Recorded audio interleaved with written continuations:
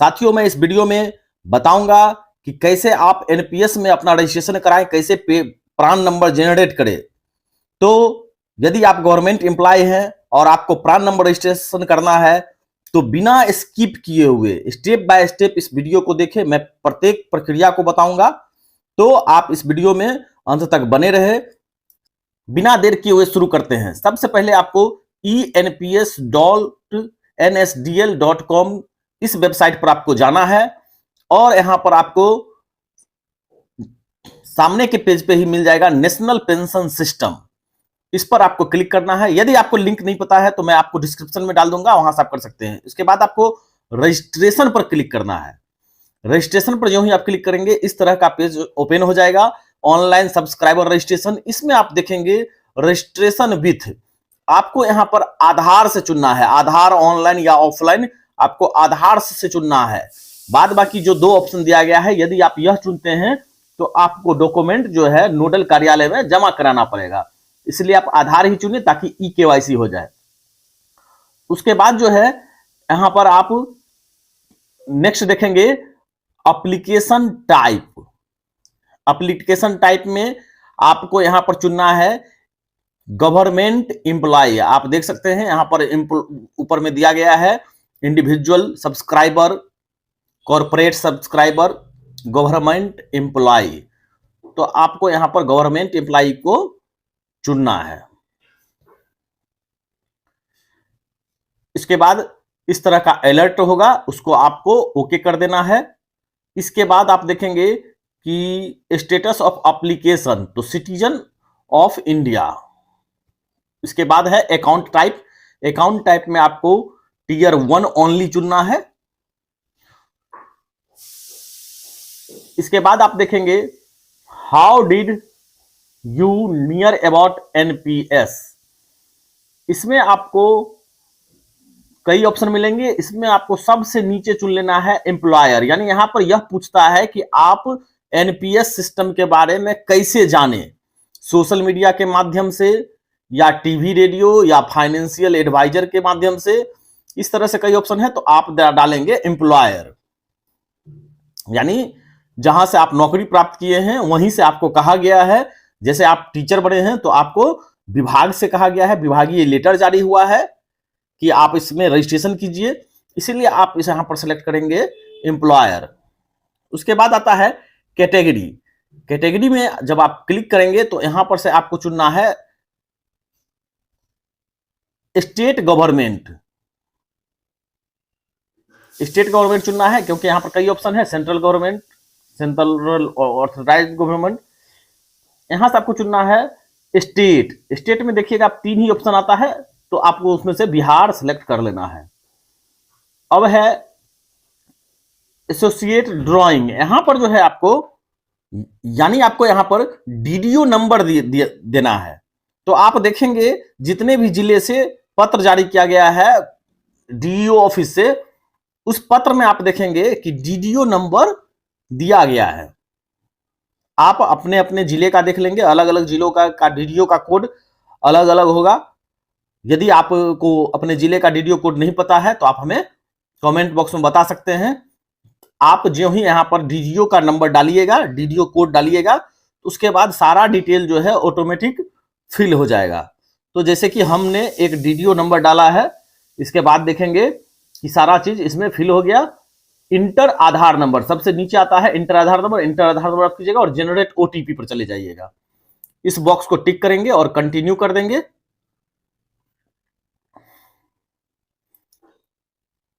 Continue करने के बाद जो है इस तरह से पेज ओपन होगा। आपके रजिस्टर्ड मोबाइल पर जो है ओटीपी आएगा, आप यहां पर ओटीपी फिल करेंगे और कंटिन्यू कर देंगे। इस तरह से आप कंटिन्यू करते ही आपको सब्सक्राइबर रजिस्ट्रेशन फॉर्म इस तरह से पूरा खुल जाएगा। इसमें आप देखेंगे यहां पर ऊपर में टोटल डिटेल दिया गया है, पर्सनल इंफॉर्मेशन, कॉन्टेक्ट डिटेल्स। इस तरह से आप देखेंगे टोटल यहां से यहां तक जो है ऑप्शन दिया गया है। आपको बारी बारी से इन सभी डिटेलों को भरना है और स्टेप बाय स्टेप पूरी प्रक्रिया को करना है। जैसे कि पर्सनल डिटेल में title, first name, last name, middle name, इस तरह से gender, date of birth, place of birth, यानी यह आपसे संबंधित जानकारी होगी, इसको आपको फिल करना है।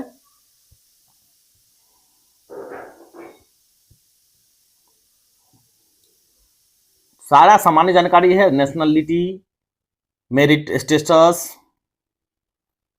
कंट्री ऑफ बर्थ, आपका जन्म किस देश में हुआ है वो आपको सिलेक्ट करना है।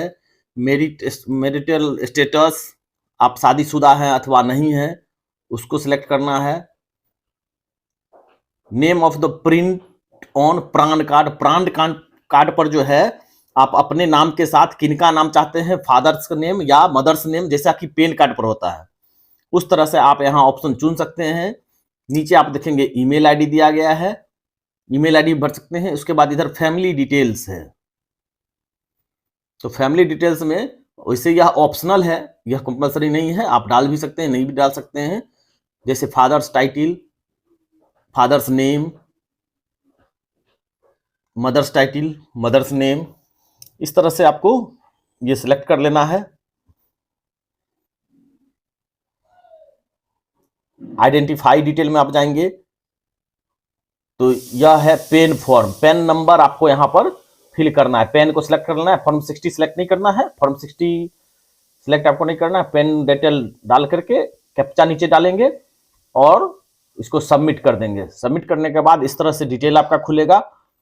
इसमें आपने जो डीडीओ सिलेक्ट किया था वह डीडीओ नेम, डीडीओ रेंज और अन्य डिटेल यहां पर शो करेगा। आपको सबसे नीचे जो ओके बटन दिया गया है, यहां पर आपका एक्नॉलेजमेंट नंबर जारी हो जाएगा। नेम ऑफ सब्सक्राइबर यानी डीडीओ का नेम और रजिस्ट्रेशन डेट, आपने कब रजिस्ट्रेशन किया है वो दे देगा। आप यहां से चाहें तो इसको प्रिंट कर सकते हैं। उसके बाद आपको प्रिंट कर लेना है, यहां से आप ओके दबाएंगे। ओके दबाने के बाद आपका जो है यह फॉर्म का पहला भाग जो है फिल हो गया। अब आता है फॉर्म का दूसरा भाग। इसमें जो डिटेल खुल रहे हैं, इसके ऊपर में जो देखेंगे इसमें पहले से टिक लगा होगा, आपको यहां पर कोई छेड़छाड़ नहीं करना है। इसके बाद ये सब आपको पहले से फिल होगा, इंडिया वगैरह। नीचे की और जब स्क्रॉल करके हम यहां पर आते हैं तो यहां पर आपका मोबाइल नंबर और ईमेल आईडी वेरिफिकेशन करना है। आप बारी बारी से जो है ओटीपी भेज करके यहां पर उसका वेरिफिकेशन कर सकते हैं। आपका मोबाइल नंबर और ईमेल आईडी यहां से वेरीफाई हो जाना चाहिए। इसके बाद ये सभी जो है ऑटोमेटिक भरा हुआ मिलेगा, जो कि आधार से ऑटोमेटिक ले लिया गया है। आपको सेव एंड प्रोसेस कर देना है। अब ये जो है अगला पेज खुल जाता है। इसमें आप इनकम रेंज सेलेक्ट करेंगे। आपके इनकम का रेंज क्या होगा दिया गया है, पर एनुअल के हिसाब से, एनुअल आपका क्या इनकम होगा उस हिसाब से आप सिलेक्ट कर सकते हैं। उसके बाद पॉलिटिकल स्टेटस यहां पर है कि पॉलिटिकल एक्सपोज्ड, इसमें आप जो है आप अपने हिसाब से सिलेक्ट कर सकते हैं। ऊपर के बॉक्स में पॉलिटिकली एक्सपोज्ड पर्सन सिलेक्ट करके नीचे आप यस या नो कर सकते हैं। यदि आपका राजनीति से कोई संबंध नहीं है तो आप नो कर दीजिए। इसके बाद है यहाँ आप डिपार्टमेंट डालें, डिपार्टमेंट का डिटेल डालें। इसके बाद आता है ये बैंक डिटेल। यहाँ पर आपको अपना बैंक डिटेल डालना है कि आपका अकाउंट टाइप क्या है, अकाउंट नंबर क्या है। इस तरह से आप अपना डिटेल यहाँ फिल करेंगे। इसके बाद आपका पिन कोड बैंक का, ये सभी बैंक का डिटेल यहाँ पर आपको फिल करना है। State, country, branch MCR code, आप ब्रांच एमसीआर कोड पता कर लेंगे, आपके स्टेटमेंट में आ जाएगा, वहां से आप डाल सकते हैं। उसके बाद नेक्स्ट करके आपको इस पेज पे चले आना है। अब जो है यहां पर है स्कीम प्रिफरेंस डिटेल्स, यहां पर है आपको कर देना है सिलेक्ट। यहां पर दो ऑप्शन दिया गया है, डिफॉल्ट और सेलेक्ट बाय सब्सक्राइबर। यदि आपको समझ में नहीं आता है तो आप डायरेक्ट डिफॉल्ट कर सकते हैं। डिफॉल्ट करने के बाद इस तरह से यह पेज ओपन होगा। यहां पर है आपको सबसे पहले नॉमिनी डिटेल डालना है कि आप अपना नॉमिनी किनको बनाना चाहते हैं, उनका डिटेल आपको यहां पर फिल करना होगा। Nominee name, first name, middle name, last name, इस तरह से टोटल डिटेल आपको फिल करना है। और ऐड पर क्लिक करना है। ऐड पर क्लिक करने के बाद आपको सेव एंड नेक्स्ट कर देना है। सेव एंड नेक्स्ट करने के बाद इस तरह से पेज ओपन होगा। यहां पर आपको विभिन्न प्रकार का डॉक्यूमेंट अपलोड करना है।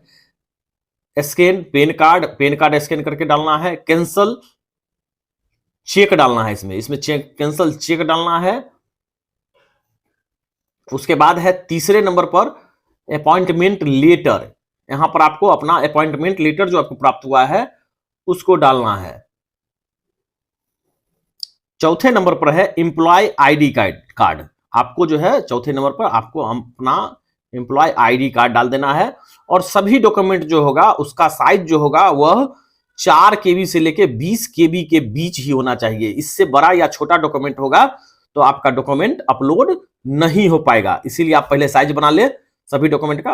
अब इसमें आप सभी को अपलोड कर दे। अपलोड करने के बाद यह जो नेक्स्ट पेज खुलेगा, यहां पर आपका फोटो पहले से आ जाएगा, क्योंकि यह फोटो जो है आपके आधार से ले लिया गया है।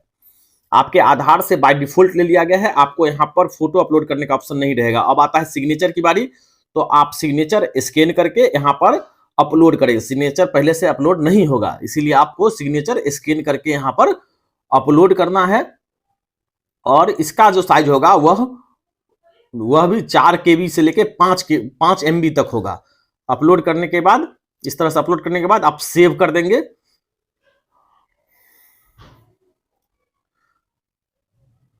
नीचे लिखा जाएगा अपलोडेड, उसके बाद आपको नेक्स्ट कर देना है। इस तरह से देखेंगे कि आपका ये सभी डिटेल जो है फिल हो चुका है। सभी डिटेल्स को आप बारी बारी से चेक करेंगे। यदि कोई डिटेल आपका जो है गलत एंट्री हो गया है तो आपको यहां पर एक बार जो है सुधार का मौका मिलेगा, आप इसको सुधार कर सकते हैं। लेकिन जब आप इसको फाइनल सबमिट मार दीजिएगा तो आप इसमें कोई सुधार नहीं कर पाइएगा। इसीलिए आप जो है इसको ध्यानपूर्वक अपने सभी डिटेल्स को एक बार फिर से हर एक पेज पे जा जाके आप मिला सकते हैं। इस प्रकार से आप हर एक पेज पर जाएंगे और अपने डिटेल्स को मिलाएंगे, और लास्ट में जो है जब आप टोटल चीज कंफर्म हो लेंगे तो यहां पर आपका ट्रांजैक्शन पूछा जाएगा। आपको ईमेल पर चाहिए स्टेटमेंट, एनुअली स्टेटमेंट, या आपके एड्रेस पर, रजिस्टर्ड एड्रेस पर आना चाहिए, तो आप ईमेल सेलेक्ट कर सकते हैं। ईमेल सेलेक्ट करेंगे, एड्रेस पर मंगाने की कोई जरूरत नहीं है। अब आप इसको कंफर्म कर देंगे। कंफर्म करेंगे तो आप यहां पर देखेंगे कि रजिस्ट्रेशन जो है सक्सेसफुली सबमिटेड हो गया है। सबमिटेड सक्सेसफुली यहां लिखा जाएगा। अब यहां पर है नेम ऑफ द सब्सक्राइबर और एक्नॉलेजमेंट नंबर। यहां से आपको नीचे से डाउनलोड कर लेना है। डाउनलोड करने के लिए आप जब क्लिक करेंगे तो यहां पर मांगा जाएगा OTP, आपसे डिजिटल फॉर्म सबमिशन OTP मांगा जाएगा। यहां पर आपका लास्ट बार जो है OTP मांगा जाएगा। आपको यहां पर कैप्चा डालकर OTP जनरेट करना है। इस प्रकार से आप पॉपअप जो खुलेगा उसको ओके कर देना है अलर्ट मैसेज में। अब है आपका email OTP, email ID OTP। एक OTP आपको ईमेल पर प्राप्त होगा और एक, दोनों आप डाल करके वेरीफाई कर लेंगे। जैसे ही आप वेरीफाई पर क्लिक करते हैं आपका इस तरह से जो है वह फॉर्म, सबमिट किया हुआ फॉर्म फाइनल रूप से, अंतिम रूप से यह डाउनलोड हो जाएगा। इसमें आप देख सकते हैं आपने जितना डिटेल डाला वह सभी यहां पर है। जितने भी डॉक्यूमेंट आपने अपलोड किया वह सभी आपका यहां पर डाउनलोड हो चुका है। इस तरह से जो है आपका रजिस्ट्रेशन का प्रक्रिया जो है वह पूरा हो चुका है। अब आपको यहां पर 7 से 10 दिन वेट करना है। 7 से 10 दिन वेट करने के बाद आपके विभागीय स्तर से जो है इसको वेरीफाई कर दिया जाएगा और आपका प्रान नंबर जनरेट हो जाएगा। यदि इस बीच में आपका प्रान नंबर जनरेट नहीं होता है, वेरीफाई नहीं होता है, तो आपको विभागीय स्तर से एक लेटर बना करके आपका जो इसमें एक्नॉलेजमेंट नंबर प्राप्त हुआ है वह एक्नॉलेजमेंट नंबर मेंशन करके आपको डिपार्टमेंट को भेजना पड़ेगा, जिला को भेजना पड़ेगा, ताकि वहां से वेरीफाई कर दिया जाए। तो इस प्रकार से टोटल रजिस्ट्रेशन फॉर्म को आप आसानी से फिल कर सकते हैं। यदि आपको यह वीडियो इंफॉर्मेटिव लगा हो तो वीडियो को लाइक करें और दोस्तों तक शेयर करें। इस वीडियो में इतना ही। अंत तक बने रहने के लिए आपका धन्यवाद।